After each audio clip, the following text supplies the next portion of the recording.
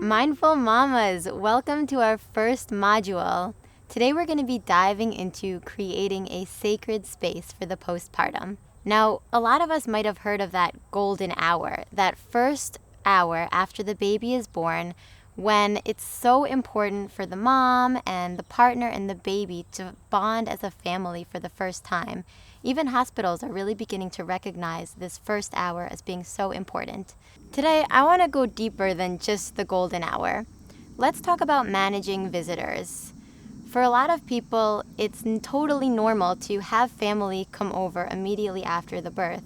But I want to encourage you to use this time to think about if that's really what you want and if that's right for you and your new family. Sometimes when we have visitors come over, it can add a lot of stress to an already stressful time, and we might want to consider just beginning to handle it and work these first few days out as a family. If you do want to have visitors, then ask yourself, to what extent? Do you want to have just family, just friends, both? How long do you want them to stay? It's important to think about these things now while you're pregnant and begin to have these conversations. Sometimes we might have to have them more than once to have our family understand why we really want to keep this time a bit more private. When I was pregnant, I already started to think that I didn't want to have a lot of people around after. I wanted time to just be with my husband, be with my baby, and not worry about entertaining guests or just having to entertain in general. I wanted to just totally be myself, wear my comfy pants, do that whole lounging around thing. And actually, my in-laws and my mother had all scheduled their flights 1 week after I gave birth, allowing me that 1 week to myself. But what ended up happening was, as I got closer to my due date, I got even more stressed out about the birth, thinking that, well, what if I don't give birth on my due date? What if I go a few days over and then I don't have any time to be on my own? I think it's so important to really set ourselves up for success. There's going to be a lot of changes. We're going from 2 to 3. We're going from having all of this freedom to all of this new responsibility. But we can use this time right now to think about what we really want, what we want our postpartum to look like. And it doesn't have to be what our family wants. Another way to create a truly sacred experience during the postpartum is to begin now, while you're pregnant, to foster a connection to Mother Earth, to her cleansing waters, her grounding soil, and to the trees, which exist in perfect harmony between heaven and earth. I debated at first whether I should talk about this in our self-care module or here, but in the end I decided to talk about it here because nature is a space that exists to us at each and every moment, even if it's just in a small way, like bringing flowers or plants into our home. For me personally, pregnancy opened up such a rich and nourishing world of relationship with nature that I had never had before. I'm generally a very practical and grounded person, so during pregnancy, it was really nice for me to connect with those grounding energies of the soil and the trees around me. And even though in the past I had believed that everything has a spirit, I really began to experience that for the first time.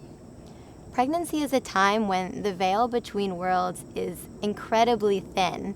We have really vivid, sometimes prophetic dreams, and we're just more receptive to the unseen realms around us. So for this reason, it's a great time to begin to connect with the energy of Mother Earth. We're becoming mothers ourselves.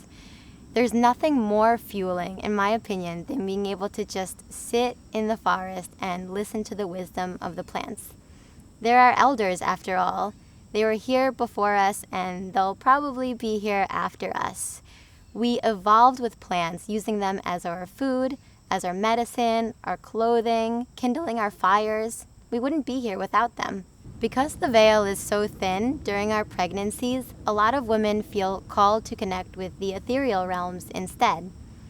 So whether you're the kind of person that really connects with plants or angels or spirits, animals, ancestors, whatever it is, now is a great time to foster that connection. There is so much more that meets the eye, and pregnancy is the perfect time to begin to explore that. There are a few ways that we can begin to explore these unseen realms and have them there to call upon when we need them, whether that's in childbirth or during the challenges of the postpartum. As someone who personally connects really deeply with the plant realm, I loved having my plant allies right there beside me as I was giving birth and in the postpartum. So what if we're not sure who our plant ally is, or which ancestors are trying to come in, or angels or God or whatever it is that resonates with you? Well, I have a few tips that hopefully can help. One way is to just simply sit in meditation and ask for your ally or your guide to appear. When we sit in meditation, we are calming the brain waves and getting to a state of mind that's more receptive and open to what might be trying to come in. Another way is to think about what you have.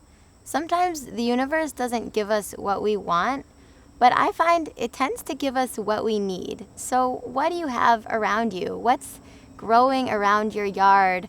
What have you seen before? What do you feel like you need? A third way is to ask your guide to present itself and see what happens through synchronicities. Often we might ask for something, and a few days later, we see it. We can ask for a symbol or a sign from the universe and wait and see how it presents itself. Now, keep in mind, it might not present itself exactly as you think. If you're dealing with a plant, for example, maybe you won't see that plant growing, but you'll see a picture of it or a commercial with someone holding it. Just be open-minded. The universe will send you messages in however it can and wants to, and that might be not how we expect. Now, let's just talk about intuition. Maybe you've had a feeling in the past that there was a guide trying to connect with you. Go with that feeling. It can be as simple as that. Think back to your childhood. Were there any guides or plants or spirits that you felt you saw or connected with? Our inner child tends to know best.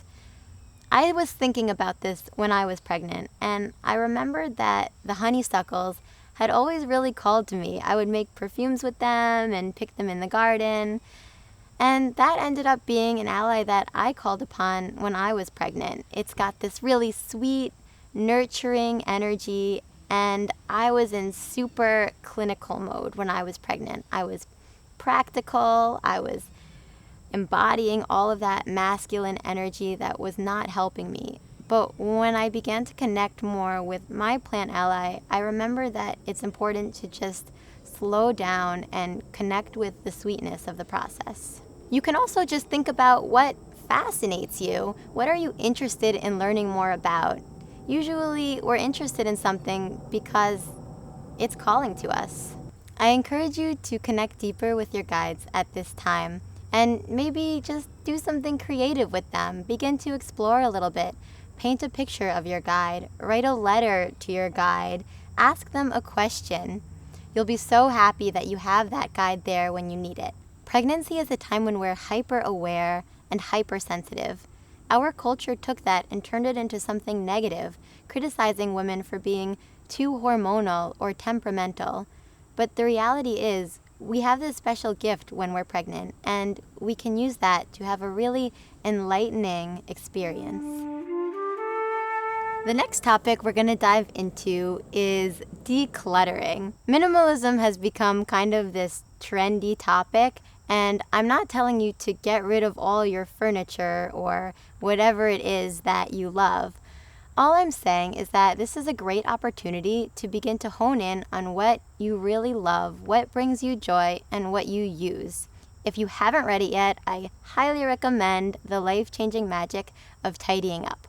The basic idea is to go through everything you own and divide it into 3 categories: what you want to keep, what you don't want to keep, and the maybe pile.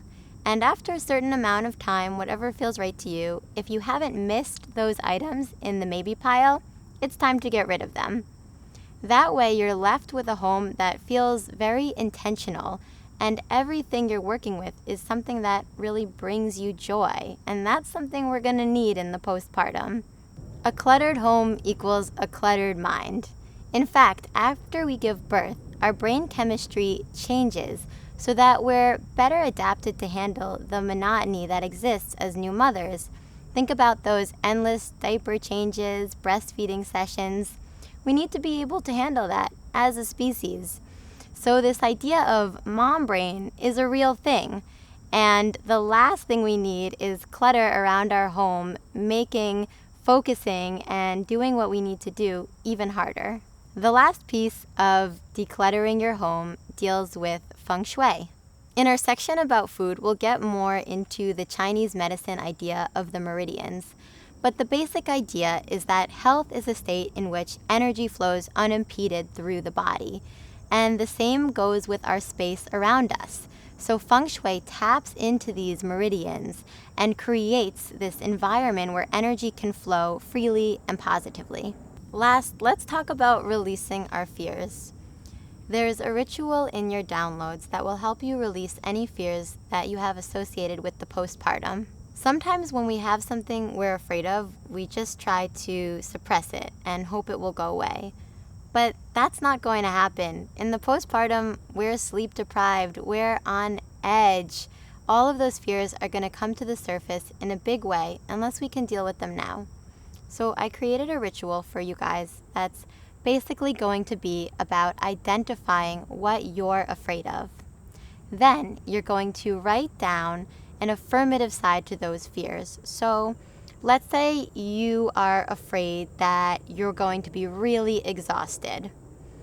You might write instead, though I might not get as much sleep, I am still going to be perfectly capable of taking care of my baby.